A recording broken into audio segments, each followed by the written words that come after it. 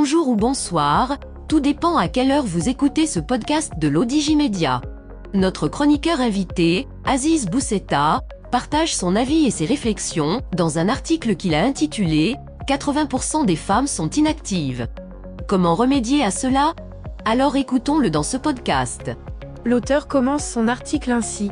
Le Maroc est tellement bas en matière d'activité, d'emploi et de travail des femmes qu'il ne devrait pas avoir trop de difficultés à remonter la pente et améliorer ses chiffres dans le domaine. Mais il faut croire et même admettre que le problème est profond dans le royaume, puisque sur ces dernières années, le taux d'activité des femmes a singulièrement chuté. Et pourtant, il suffit de quelques décisions pour inverser tout aussi singulièrement la tendance. Quelle est cette tendance ? Le recul général et puissant de l'activité des femmes revient à la conjonction de plusieurs facteurs comme les inégalités territoriales significatives, une inadaptation du cadre légal et de la réglementation et la rudesse des conditions économiques générales dans le pays. Mais il y a aussi, et surtout, on ne le dit pas assez, les coutumes, habitudes et stéréotypes encore très marquants dans notre société. L'auteur poursuit son article ainsi. On relève une baisse importante du taux d'activité des femmes sur les 20 dernières années, chutant de 30% en 1999 à moins de 20% en 2022. Et cette régression se confirme quels que soient les facteurs et critères de catégorisation des femmes, par âge, régression, par niveau de diplôme, régression encore, par statut matrimonial, régression encore et toujours. Partout, toujours, en tout, de 2000 à 2022, le taux d'activité des femmes recule. Les femmes sont aussi bien formées que les hommes, et elles sont souvent plus et mieux diplômées à l'issue de leur parcours universitaire ou technique. Mais on constate toujours cette déperdition entre l'école et le milieu professionnel, de même qu'on relève plus d'activité en milieu rural qu'en milieu urbain. En outre, le mariage tient un rôle important dans le retrait des femmes du marché du travail et quand, d'aventure, elles y sont, elles perçoivent un salaire inférieur à celui des hommes. Une récente étude du Policy Center for the New South, PCNS, montre, mesure et explique bien ces écarts, relevant et soulignant que le taux de féminisation demeure faible, 20,5% pour les salariés, 10,8% pour les indépendants, 9% pour les employeurs, 6% pour les apprentis et 9,1% pour les membres des coopératives. Et pourtant, les actions pullulent.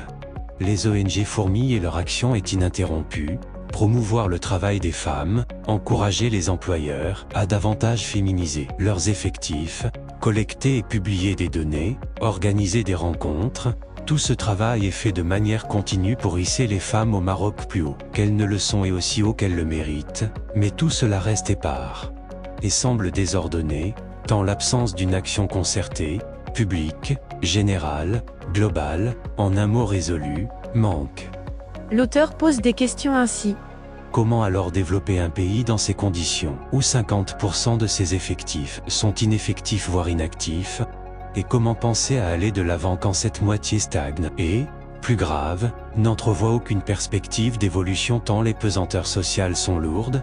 Le PCNS rappelle que selon une théorie dite en formu, plus les pays se développent économiquement et plus le taux d'activité des femmes régresse avant de repartir en hausse. Mais cette idée, même présentée en théorie de U, reste peu convaincante. Nous sommes une société conservatrice qui abhorre le risque et qui craint l'innovation sociale. Comment expliquer autrement que malgré les multiples et hardies recommandations royales depuis 1999, les résultats sont tels que ceux que nous constatons aujourd'hui? Il reste donc la décision politique, une décision qui instaure l'obligation, qui fait la loi, qui introduit la sensibilisation, qui incite les bonnes initiatives, impose les innovations et promeut les actions avant-gardistes. L'auteur précise sa pensée ainsi.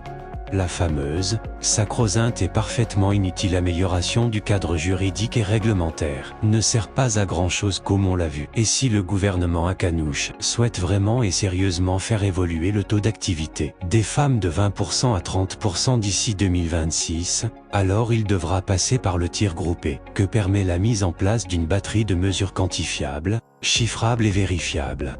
Quota de recrutement au sein de la fonction publique, avec sanction en cas de non-respect, quotas dans les fonctions de direction, fiscalisation avantageuse pour les femmes dans certaines régions et dans certaines fonctions et certaines conditions familiales, promotion du télétravail dans les régions qui le permettent, installation de crèches et ou de transports scolaires là où cela est possible, création de réseaux de travail de femmes actives, interdire les différences de rémunération pour travail égal entre hommes et femmes, autant de mesures à imaginer et mettre en place, en plus d'autres.